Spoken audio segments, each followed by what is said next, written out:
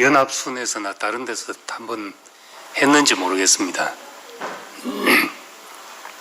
안 했으면 이제 목사님 수요일 이제 저 구약 성경 해나가실 때 그때 한번 해서 이 교재 만든 게 다 같은데,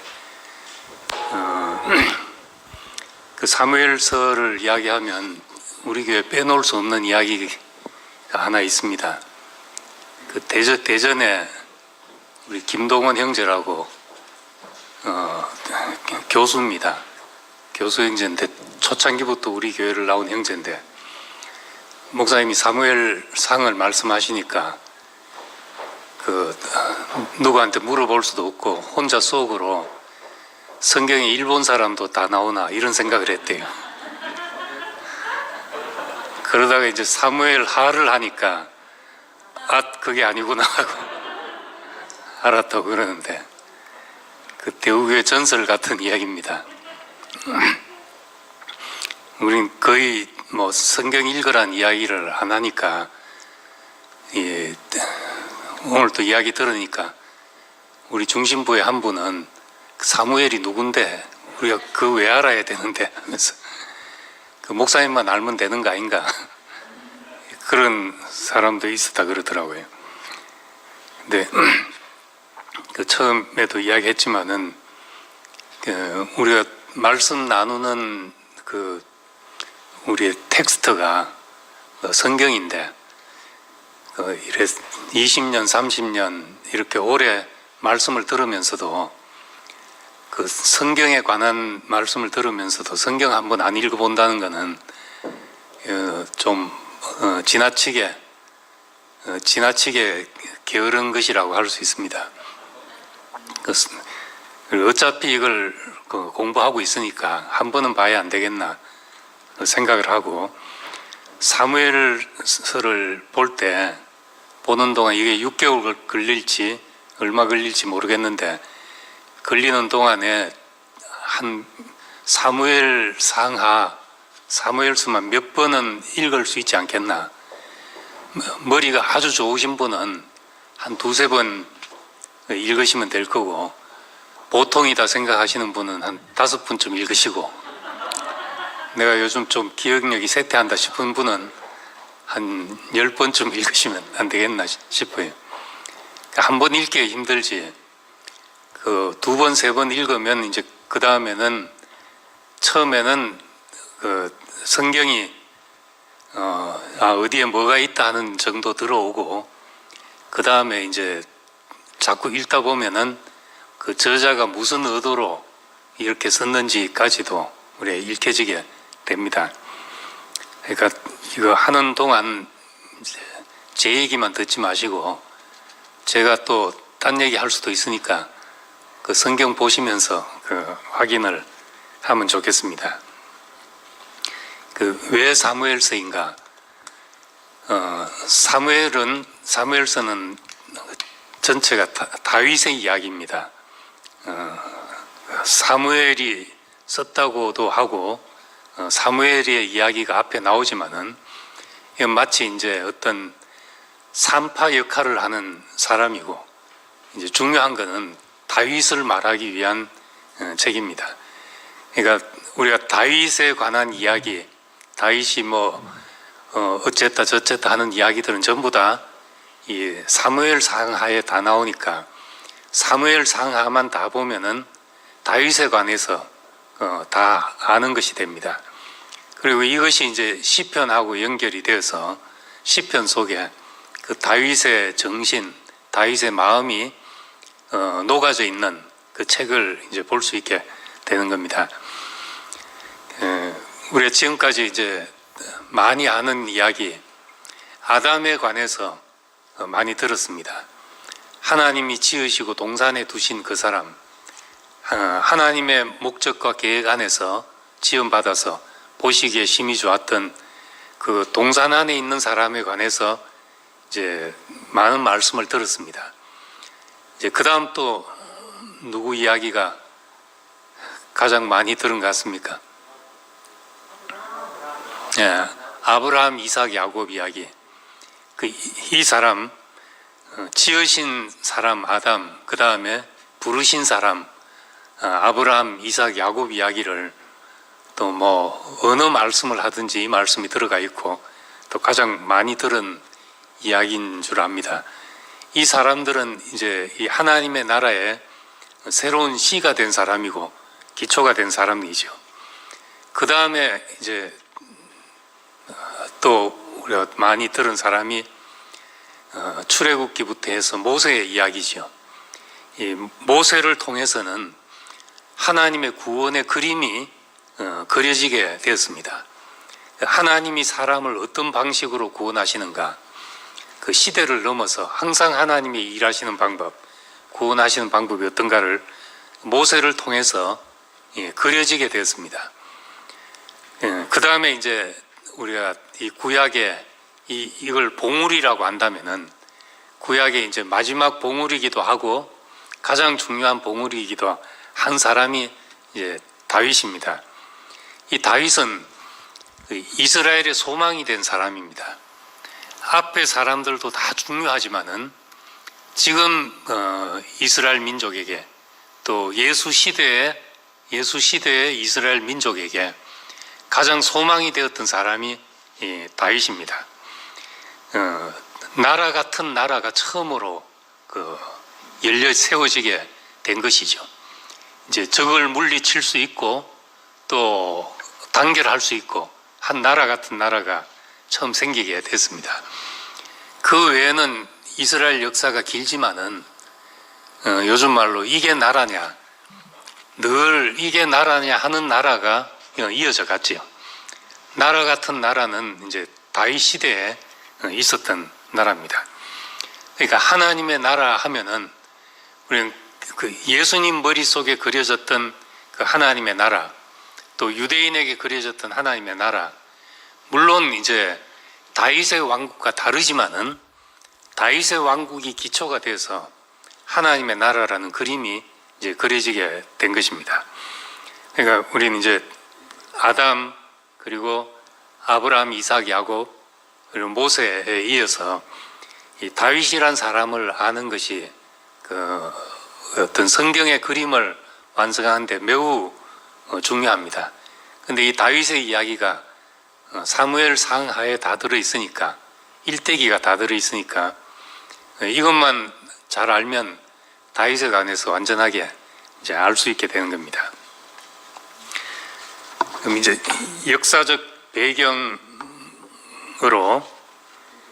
다윗은 이제 대충 통치 기간이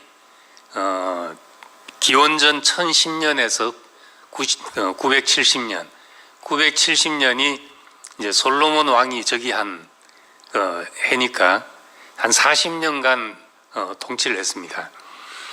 이 시기가 우리나라로 말하면 어느 정도 됩니까? 기원전 10세기, 아마 고조선 시대 뭐 한 중간쯤 될는지 모르겠습니다.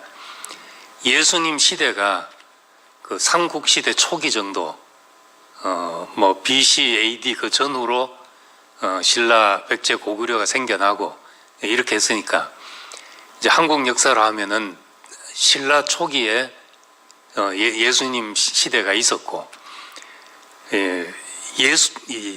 다윗 시대에는 그때 누가 있었는지 잘 뭐 단군 할아버지야 얘기를 들어서 알지만은 그 외에 누가 있었는지 잘 모를 정도로 우리 역사에 기록된 것이 별로 없습니다.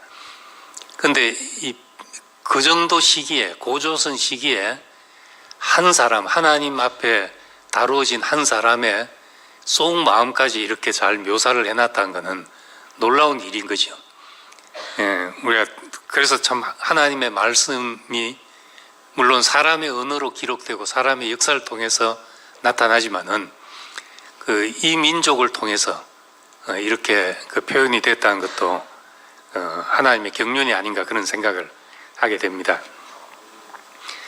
이제 다윗 시대, 사무엘로부터 해서 사울왕, 다윗왕 이렇게 가는 시대는 이제 왕정 시대로 전환하는 시대였습니다. 모세를 통해서 이스라엘 백성을 불러내서 나라를 세울 때 모세의 머릿속에 있었던 나라의 그림은 제사장 나라였습니다. 제사장이 다스리는 나라. 그 모세가 설계한 나라는 이제 그런 나라였지요. 그래서 이제 그 아론 지파를 통해서 그 제사장직을 계승하게 하고 실제적으로 레위 지파가 12지파를 통치하는 이제 그런 나라였습니다. 이게 이제 재정일치 시대지요. 제사장이 정치도 하고 이런 나라를 이제 그렸던 겁니다. 근데 이제 가나안 땅에 들어가서 가나안을 정복하는 시기가 되니까 야전 사령관들이 나와야 되잖아요. 예, 그런 사람이 이제 여호수아하고 갈렙이고 이런 사람들이었습니다.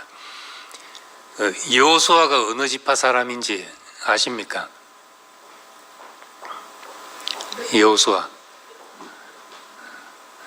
여호수아가 에브라임 지파 사람입니다. 에브라임 지파. 그래서 12지파 중에 실제적으로 세력이 제일 컸던 지파가 에브라임 지파죠. 그리고 이제 여호수아와 함께 진두지했던 두 장수 이름이 하나가 누굽니까? 가나안 땅을 같이 정탐해서 긍정적인 보고를 했던 갈렙이라는 사람이 있었죠. 이 갈렙이 유다 지파 사람입니다. 그래서 이 12지파 가운데 이제 가장 구심점이 되는 지파가 유다 지파와 여호수아 지파였죠. 그래서 여호수아 시대에는 유다 지파와 에브라임 지파였습니다. 여호수아 시대는 이제 여호수아가 먼저 이게 에브라임 지파가 먼저 나서게 됐고 그 뒤로 이제 갈렙이 또 나서는 시기가 있고 이렇게 해서 이제 12지파 사이에서 그 서로 이제 역할을 하다가 나중에 후기에 솔로몬 이후에 남왕국 북왕국 나눠질 때 이 유다 지파와 에브라임 지파를 중심으로 둘이가 그 나라가 이제 남왕국 북왕국 이렇게 나눠지게 된 것입니다. 근데 이제 실제적으로 이제 그러기 전에 모세는 이 제사장이 통치하는 나라 그 신정 국가를 계획하고 그렇게 이제 준비했던 거죠. 그러다가 늘 제사 지내고 했는데 실제로 이제 전쟁이 일어나면 제사장이 나갈 수가 없잖아요. 전쟁 영웅들이 나오게 되는 겁니다. 그런 사람들이 이제 사사 시대에 등장하게 됐죠. 그 제사장이 통치하는 나라로 해놓으니까 주변에는 이제 왕정 국가들이 생기는데 이스라엘은 적의 침략에 제대로 대비할 수가 없었죠. 그래서 그때 적이 침략하면 그제서야 어떤 야전 사령관이 나와가지고 적을 물리치기도 하고 그 지파를 중심으로 또 단결하고 그랬다가 또 없어지고 이것이 이제 사사시대였습니다. 그 사사시대를 대표하는 말이 그때는 이스라엘의 왕이 없으므로 사람마다 자기 소견에 옳은 대로 행하였더라. 이것이 이제 사사시대를 대표하는 말이었죠. 특별히 구심점이 없고 왕이 없으니까 다 자기 옳은 대로 살더라는 겁니다. 각 지파별로 또 각 부족별로 뭐 좋을 대로 이렇게 끼리끼리 모여서 살게 됐다는 겁니다. 중앙 집권이 없고 구심점이 없으니까 그렇게 되는데 이제 그러면은 전쟁이 없을 때는 문제가 없습니다. 전쟁이 없을 때는 뭐 소모임만 잘 돼도 우리가 다 충분하게 누리고 살죠. 그런데 이제 적이 쳐들어오면은 가족끼리 오손도손 잘 산다고 적을 이긴 게 아니거든요. 이건 이제 전체가 뭉쳐야 되는 그런 시기가 오는데 적이 들어오니까 이게 나라가 안 돼, 이제 그대로는 살 수 없는 지경에 이르러서 이제 왕정 국가로 갈 수밖에 없는 때가 오게 된 것입니다. 그 미국의 역사를 이제 기술하면서 인디안들이 그 땅에 그 BC 1300년경부터 들어와서 사람들이 살기 시작한 것으로 그렇게 알려져 있고, 그렇게 오랜 시간 땅을 점령하고 살았는데 왜 그 유럽에서 들어왔을 때 한순간에 다 무너지고 지금 씨를 보존하기 힘들 정도로 그렇게 됐는가? 이 아메리카 인디안들, 또 캐나다에 있는 에스키모부터 시작해서 저기 멕시코에 있는 마야족들까지 전부 다 공통점이 우리하고 같이 이제 엉덩이에 푸른 반점이 다 있거든요. 그 몽고 반점이 다 있는 족속입니다. 그러니까 이 옛날 그 베링해가 알라스카하고 이쪽 아시아 대륙이 붙어 있을 때, 그때 이제 그 아시아에서부터 건너간 사람들이 이렇게 자리 잡았는데, 지금 정말 이 종족들이 힘을 합친다면은 이 몽골리안 쪽 벨트가 거대하게 만들어져서 태평양 연안 일대를 전부 다 한 종족으로 할 수가 있었잖아요. 우리가 몽고 반점을 가졌다는 이유로 뭉친다면은 그렇게 되는 거죠. 그런데 그 한 사가가 왜 이 사람들은 그렇게 힘없이 유럽의 침략에 모든 것을 다 잃게 됐는가? 이 아메리카 대륙에는 징기스칸이 끝내 나타나지 않았다, 그렇게 이야기를 한 거예요. 그 말은 이제 하나의 구심점으로 뭉쳐지는 나라가 없었다는 겁니다. 인디안 부족들이 유럽에 상륙했을 때 인디안 부족들이 고작 큰 부족이 한 2,000명 정도 되는 그런 이제 부족 단위로 살았던 거죠.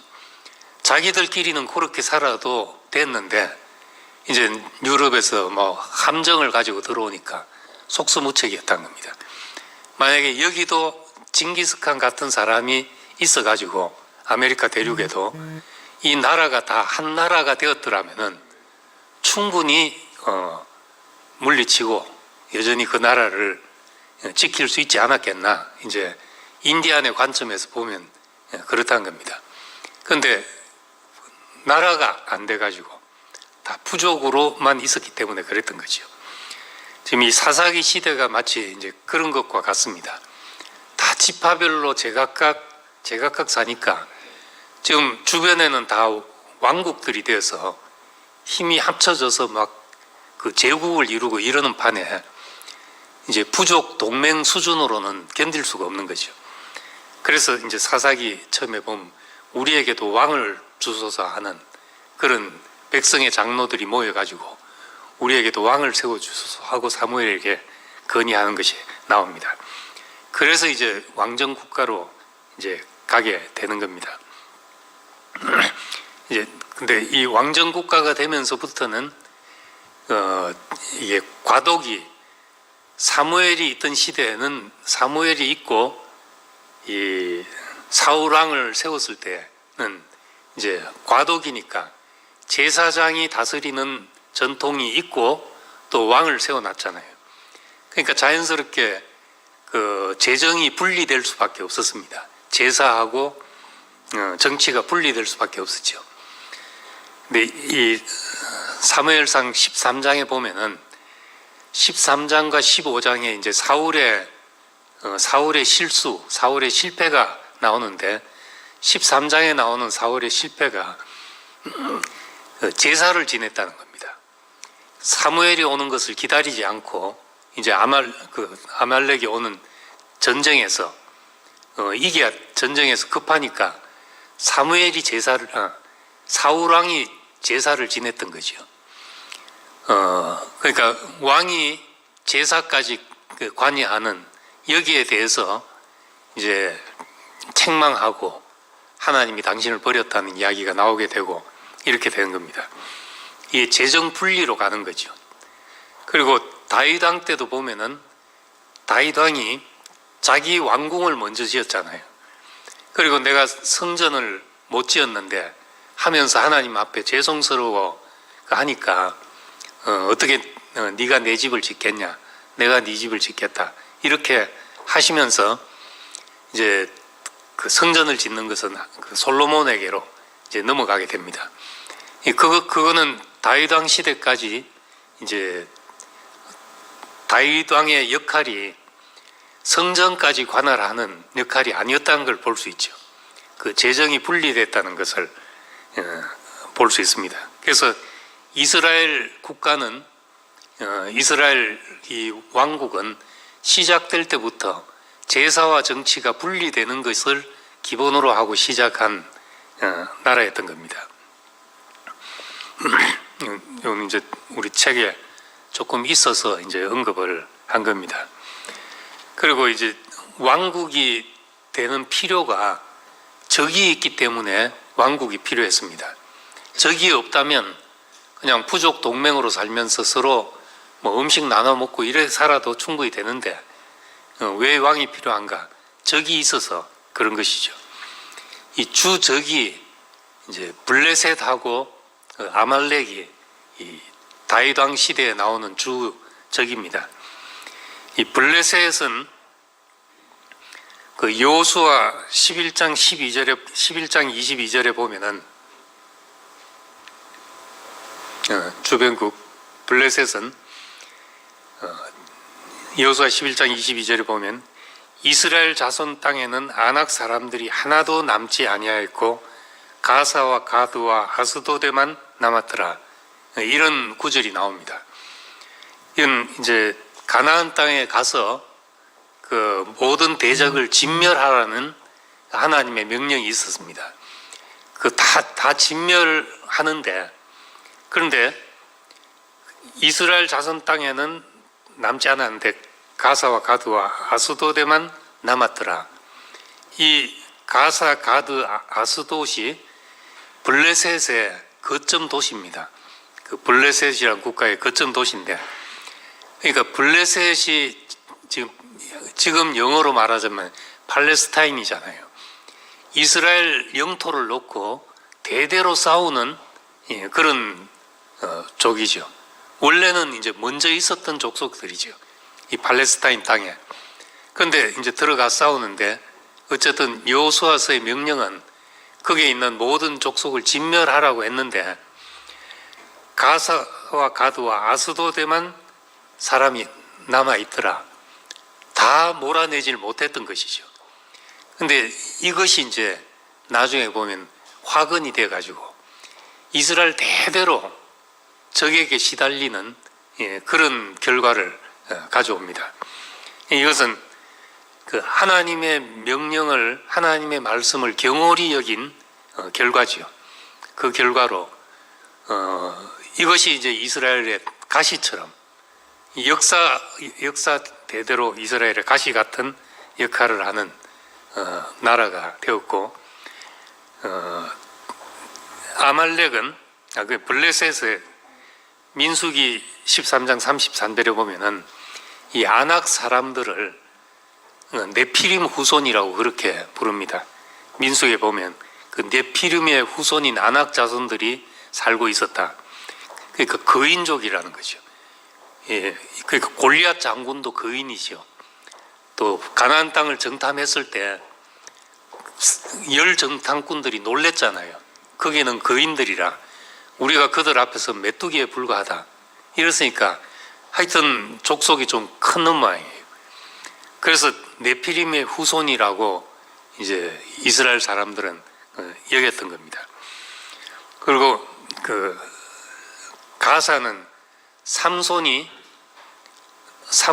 이제 블레셋을 물리치기 위해서 가사로 내려가다가 거기서 이제 드릴라라는 아리따운 여자를 만나서 유혹을 받아가지고 머리 다 잘리고 고생한 그 이야기가 이제 가사에서 사사기에 보면 가사에서 나오는데, 이제 그랬던 곳이니까 이 여호수아에서 이 조금 뭐 이 정도야 하는 이 문제가 사사기 사무엘 상하에 오면서 이스라엘 백성을 두고두고 괴롭히는 일이 되었습니다.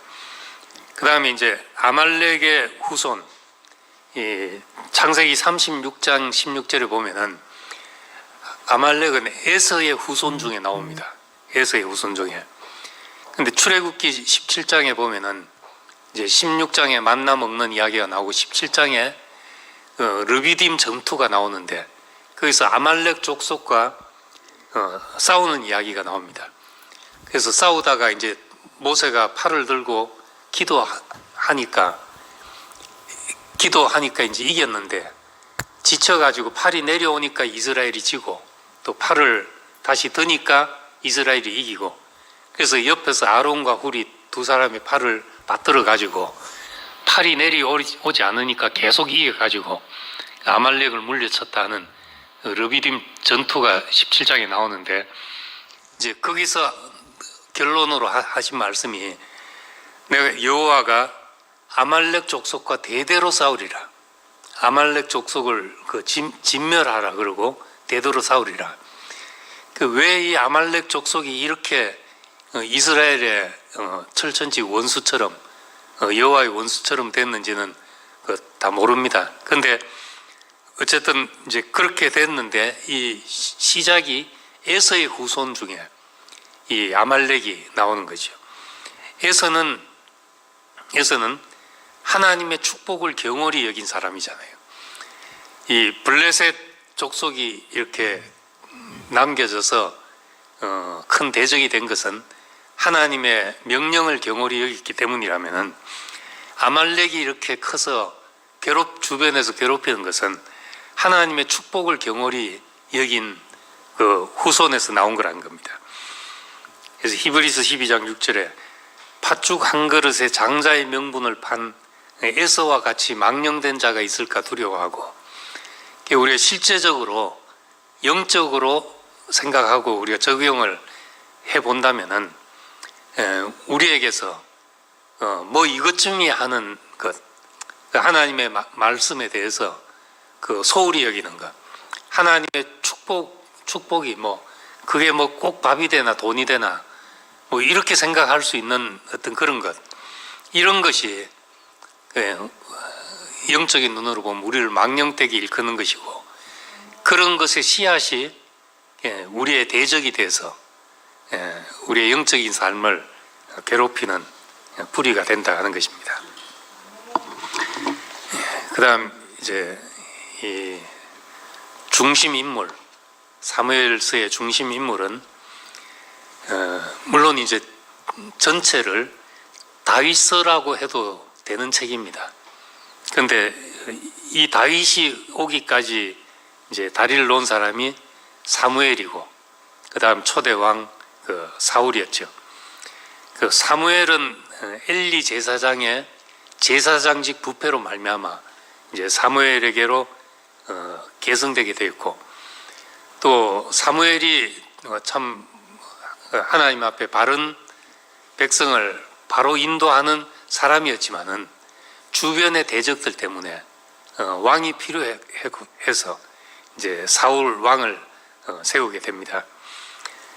근데 이제 사울 왕은 실패한 왕으로 끝나게 되고, 이제 다윗에 와서 비로소 나라가 이제 완성되게 되죠. 근데 이 다윗 왕에 관해서 기록된 말씀 중에서 성경의 이 세 구절만 알아도 다윗이 어떤 사람인가 하는 것을 알 수 있습니다. 사무엘상 13장 14절에는 이제 사울에게서 하나님이 마음이 떠나신 이후에 여호와께서 그의 마음에 맞는 사람을 구하여 여호와께서 그를 그의 백성의 지도자로 삼으셨느니라. 다윗을 두고 한 말입니다. 그의 마음에 맞는 사람, 하나님의 마음에 맞는 사람이다, 이렇게 했거든요. 그리고 사도행전 13장 12절에서도 내가 이새의 아들 다윗을 만나니 이는 내 마음에 맞는 사람이라, 내 뜻을 다 이루리라. 내 마음에 맞는 사람을 통해서 하나님의 뜻을 다 이루리라. 이것이 이제 왕이 하나님이 세우신 왕이 어떤 사람인지를 말해주고 있는 짧지만 모든 것을 말해주고 있는 구절이라고 할 수 있죠.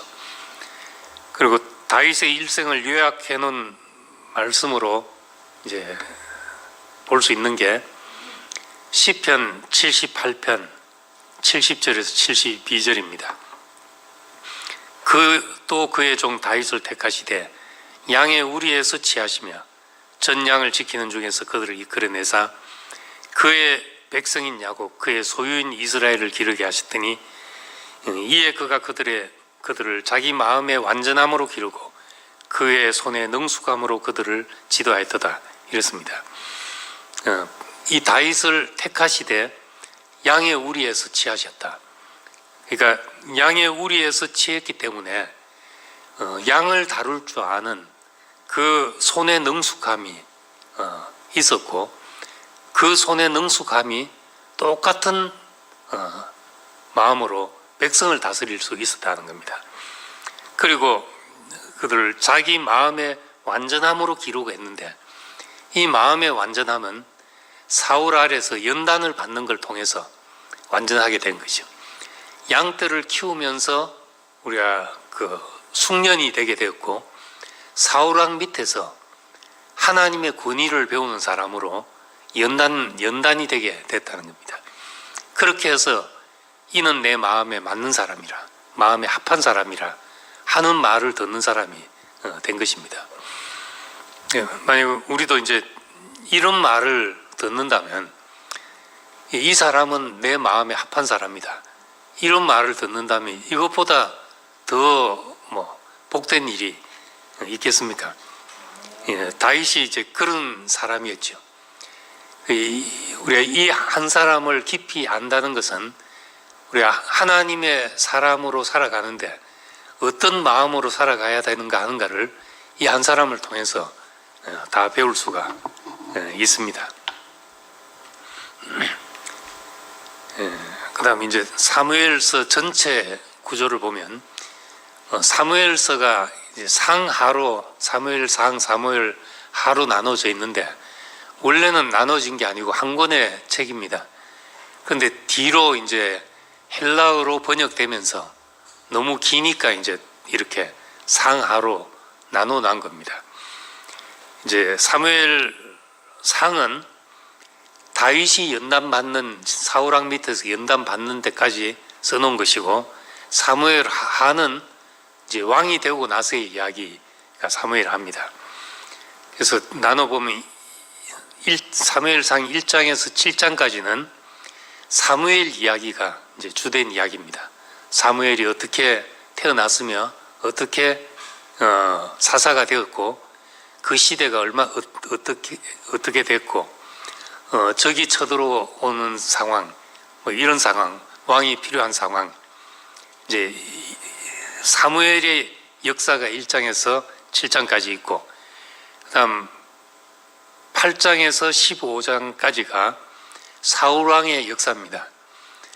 사울 왕의 역사인데 이 왕으로 즉위하고 나서 폐위된 데까지가 아니고 하나님의 마음이 떠난 시간까지가 이제 15장까지의 이야기죠. 그런 다음에 이제 16장부터는 사울 왕은 내리막길을 가고 다윗은 서서히 백성들 앞에서 이제 인정을 받고 신뢰를 받고 올라가는 교차되는 역사가 사무엘상 16장에서 31장까지의 이야기입니다. 근데 이 기간이 다윗의 연단의 기간이었죠. 사무엘상 16장에서 31장까지가 다윗의 연단의 기간이었는데 이 연단의 기간이 방금 전에 말한 대로 두 가지, 목동 생활을 통해서 부모에게까지 무시받을 정도로 바닥에 내려가서 양을 지키는 그 정신이 몸에 배이도록 산 그런 기간과 그 다음에 이제 블레셋과의 전쟁에 불려 다니면서 전쟁에서 승리하면서 이 다윗 왕을 질시하는 사울 왕 아래서 다루심을 받는 이야기죠.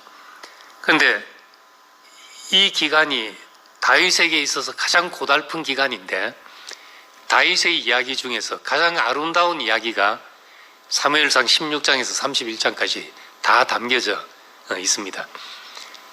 가장 험난한 이야기인데 다윗에 관한 아름다운 이야기는 여기에 다 있으니까 우리가 이 연단의 기간이 우리도 지나놓고 나서 써놓고 보면은 내 인생의 가장 아름다운 시간이었다, 이렇게 말할 수도 있게 되는 겁니다. 그리고 이제 사무엘 하로 가면은 이제는 사울왕이 죽고 이제 왕으로 등극해서 이제는 서서히 다른 지파들을 흡수 통합해 가지고 한 번에 이제 딱 왕이 된 것이 아니고 서서히 다른 지파 마음들을 사서 12지파가 다 다윗 왕 아래로 오는, 그래서 1장에서 10장까지가 왕국의 부흥기고 11장에서 24절까지 가면 이제 왕국이 편안하게 자리 잡고 나서 이제 다윗의 치부가 드러나기 시작하죠. 밧세바 사건도 이제 여기서 생기게 되고, 인구 조사하다가 혼난 사건도 생기게 되고, 아들의 왕자의 난도 여기서 나오게 되고, 말년에 이제 험악한 일을 겪는 재난과 그의 말년에 관한 기록이 기록되어 있습니다. 네, 이제 이런 사무엘서의 이야기를 통해서 우리가 이제 받아야 될 우리가 메시지가 뭔가 한 거죠. 첫째는 인간의 실패를 통해서 하나님은 자신의 경륜을 성취해 나가신다 하는 겁니다. 인간의 실패까지라도 이용하셔서 하나님의 경륜을 성취해 나가는 거죠. 근데 창세기부터 보면은 선악과를 먹은 건 인간의 실패잖아요. 그런데 그 실패를 통해서 더 강화된 방주라는 것이 드러났고, 또 바벨탑을 쌓는 이런 일을 통해서 하나님은 다시 아브라함을 불러내는 일을 시작하셨던 겁니다. 항상 우리의 실패와 하나님의 새로운 경륜의 시작이 그렇게 맞물려져 있었던 겁니다. 이 사무엘서도 보면은 사무엘서 처음에 어떤 제사장 엘리의 실패가 나옵니다. 자식들이 방탕하게 되고 못다질 하게 되고, 그래서 하나님의 마음이 엘리 제사장에서 떠나게 되고 사무엘이라는 사람이 등장하게 되죠. 이 사무엘이라는 사람이 있었기 때문에 왕국으로 갈 수 있는 다리를 놓을 수가 있었다는 겁니다. 그 전에 사람들 같았으면은 이런 생각도 못했던 거죠. 근데 왕국의 틀을 만들어 놓고 떠난 사람이 됐습니다. 그리고 또 사울의 실패를 통해서 우리는 이제 다윗이라는 사람이 나오게 됐던 거죠. 사울은 왜 실패했는가? 사울은 준수함을 기초로 해서 왕이 되었지만은 그 준수한 것만 가지고는 왕이 될 수 없었다는 겁니다. 그래서 이제 하나님은 다윗을 택하신 다음에 바로 왕으로 세운 게 아니라 사울은 뽑히자마자 이제 바로 왕이 됐죠. 그런데 다윗은 하나님이 기름 부은 후에 오랜 기간 동안에 사울 왕 아래서 연단을 받게 했다는 겁니다. 그 연단을 거친 사람이 나왔기 때문에 이 왕국이 영원하다 하는 하나님의 약속을 얻게 됐던 거죠. 그래서 그 목사님도 한번 얘기를 하시면서 목사님도 말씀 보면 옛날에 교단에서 4년 동안 싸운 이야기가 목사님 마음 깊은 곳에 늘 자리 잡고 있는 어떤 사건이란 걸 볼 수 있게 되고 목사님을 가난하게 하는 그런 일이었습니다. 승승장구해서 만약에 CCC로 가고 어떻게 뛰어난 능력으로 발탁이 돼서 이렇게 간 길이면은 그런 것이 참 뭐 세상은 그렇게 되잖아요. 그런데 그 4년 동안 목회를 하면서 싸우다가 밀려나서 간 곳이 CCC가 됐는데, 목사님 한번 그런 이야기를 하시더라고요. 교단에서 싸운 일이 내가 지금 생각해봐도 잘한 일이 아니라는 것이요. 아버지 뻘 되는 사람하고, 그리고 그분 특별히 자기에게 은혜를 베풀었고, 큰 은혜를 베풀어서 길을 열어줘서 또 교수 신학교에서 강의도 하게 하고 목회도 먼저 하게 하고 모든 길을 열어주시고 했는데, 어떻게 하다 보니까 이제 그분하고 이제 대립이 돼가지고 4년을 싸우게 되는데, 이게 결코 내가 잘했다고 할 일이 아닌데, 근데 지나놓고 보니까 그 일로 나를 하나님이 다른 자리로 옮기셨다. 내가 다른 자리로 옮겨가게 됐다. 만약에 거기서 있었더라면, 지금 와 생각한다면 어떻게 이런 하나님의 경륜을 볼 수 있었겠냐. 그러니까 내가 잘한 일이 아닌데도 하나님은 그것을 사용하셔서 나를 옮기셨으니까. 그래서 목사님 자신은 늘 자기 인생에 내가 잘했냐 못했냐 하는 것보다 하나님이 어떻게 하시냐 하는 것이 나에게 중요하다, 그런 마음으로 살아오셨다는 거예요. 그러니까 우리도 이제 이 사무엘서의 교훈과 그런 걸 본다면은 이 성경의 역사는 사람의 일을 기록한 거니까 세상 역사와 다를 바가 없는 것 같잖아요. 이스라엘 역사인데, 근데 이것이 이스라엘 역사가 아니고 이스라엘 역사를 통해서 역사에 개입하신 하나님의 역사를 말하고 있는 것입니다. 하나님이 뭘 하셨는 걸 말하고 있는 거죠. 그러니까 성경을 봐도 하나님이 하신 일이 보이면 우리에게 하나님의 말씀이 되는 것이고, 뭐 사울이 어쨌고 엘리 제사장이 어쨌고 이런 것만 보이면 그냥 세상 역사를 보는 것이 되는 것이죠. 이 인간의 역사에 개입하신 하나님의 역사, 이것이 우리가 성경을 하나님의 말씀으로 보는 것이고, 그 속에서 인간의 실패를 통해서까지 하나님은 자신의 경륜을 성취하는 것을 보게 된다는 겁니다. 두 번째로, 사람은 외모를 취하지만 여호와는 중심을 보신다. 사무엘상 16장 7절 말씀도 사무엘서의 어떤 요절 같은 중요한 말씀입니다.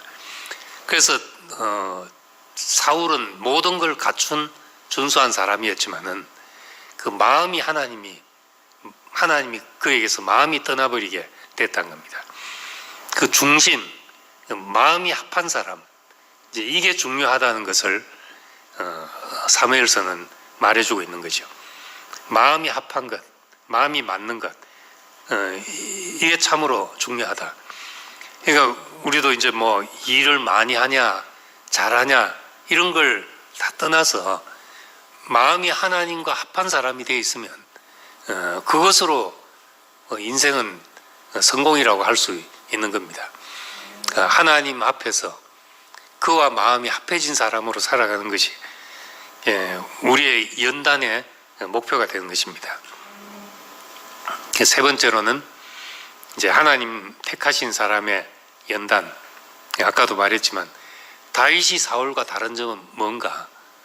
다른 점은 한 가지, 연단을 통해서 온전케 됐다는 겁니다.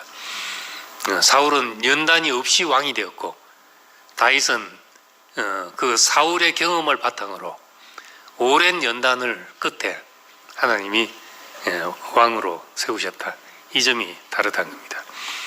우리에게도 연단이 있다는 것은 너무나 귀한 축복인 겁니다. 어떤 사람은 뭐 어려움 없이 일사천리로 교회 생활도 잘하고 직장 생활도 잘하고 이런 사람도 있는데, 물론 그것도 감사한 일이지만은 우리에게 그와 달리 나는 왜 이렇게 고난의 길을 가야 되는가, 그런 생각을 한 사람이 있다면 우린 다윗에게서 소망을 가질 수가 있는 것이죠. 그리고 이제 마지막으로 다윗에게 영원한 나라를 약속하시는, 이것이 이제 그 사무엘서의 가장 중요한 포인트이기도 합니다. 사무엘하 7장이 사무엘서 전체의 가장 중요한 장이라고도 할 수 있습니다. 사무엘하 7장은 이제 모든 대적을 물리치고 이제 다윗이 왕궁을 짓고 하나님 앞에 감사하고 죄송스럽기도 하고, 내 집은 이렇게 지었는데 하나님은 광야 생활 때부터 해가지고 하나님은 집 없이 떠돌아다녔습니다. 나는 집이 있는데 이 일을 어떻게 해야 되겠습니까? 했을 때 이제 하나님이 나단 선지자를 통해서 다윗에게 그 약속하는 말씀입니다. 너를 모든 원수에게서 벗어나 편히 쉬게 하겠다. 너가 나를 위해서 집을 짓겠냐? 아니다. 여호와가 너를 위해서 집을 지을 것이다. 여호와가 너의 집을 세워줄 것이다. 내 몸에서 날 씨, 내 뒤에 씨를 내 뒤에 세워서 그의 나라를 견고하게 할 것이다. 하나님이 내 씨로 나는 자들의 나라를 견고하게 할 것이다. 이제 솔로몬을 두고 한 말이죠. 그리고 그는 내 이름을 위하여 집을 건축할 것이요, 나는 그의 나라와 왕위를 영원히 견고하게 하리라. 내 집과 내 나라가 내 앞에서 영원히 보존되고 네 왕위가 영원히 견고하리라 하셨다 하라. 이렇게 나단이 하나님 말씀을 다윗에게 이제 전해주게 됩니다.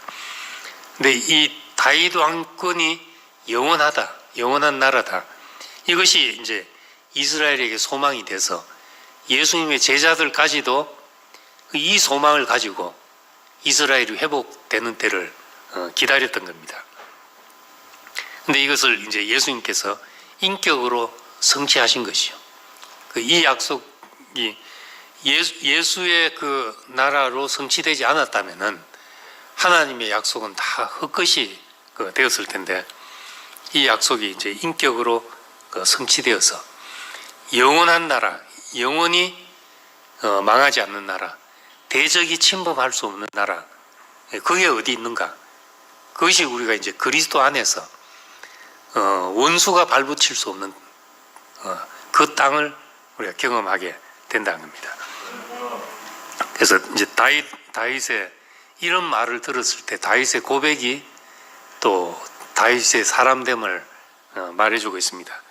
사무엘하 7장 18절에 이렇게 견고하게 되리라 하니까 주 여호와여, 나는 누구며 내 집은 무엇이기에 나를 여기까지 이르게 하셨나이까? 이렇게 고백을 합니다. 내가 뭐길래 하나님께서 이토록 나를 후대하십니까? 다른 구절에 보면 또 그렇게도 되어 있습니다. 우리도 이제 이 마음으로 우리가 영원한 나라를 맛보고 난 다음에는 이 마음이 생기는 거죠. 내가 뭐길래 하나님께서 나를 여기까지 이르게 하셨고 나를 후대하셔서 이 영원한 나라를 누리게 하십니까? 우리도 그렇게 고백하게 되는 것이거든요. 이건 우리의 조건 때문이 아니고 하나님의 신실한 심 때문에 우리가 누려지는 것이기 때문에, 자격 없는 자에게 값없이 베푸시는 은혜, 우리가 그 은혜를 깨달을 때 우리 인생이 참 아름다운 인생이 되고, 빌립보서에 보면은 은혜를 깨닫는 날로부터 열매를 맺어 자란도다. 각처에서 열매를 맺어 자란다. 참으로 이 은혜가 깨달아질 때 그렇게 된다는 거죠. 우리는 이제 이 육신적인 나라는 아니지만은 우리가 영적으로는 다윗 못지않은 우리가 축복을 누리고 살고 있는 겁니다. 그럼 이 다윗의 고백은 우리의 고백이 될 수 있는 거죠. 나는 누구며 내 집은 무엇이기에 나를 여기까지 이르게 하셨고 나를 이토록 후대하십니까? 하는 고백을 할 수 있게 된 겁니다. 이 그 다윗은 왕이 되었지만은 그 목동 시절에 그 가난함을 또 사울왕 밑에서 그 피해 다닐 때 목숨을 하나님의 손에 맡기고 살 때 그 가난함을 기억하는 왕으로 있었기 때문에 일생 그 아름다운 사람으로 이스라엘 사람들이 대대로 기다리고 기억하는 그런 메시아 사상의 밑그림으로서 이 사람이 자리 잡게 된 것입니다. 우리 다윗을 우리가 이렇게 들여다보면서 우리 안에서 그런 하나님의 마음에 합한 사람의 형상이 우리 안에도 새겨지기를 원합니다. 예. 뭐 물어볼 거 있습니까? 예, 없으면 또 간증하실 거 있으시면 또 하시고 또 하실 말씀 나누시기 바랍니다.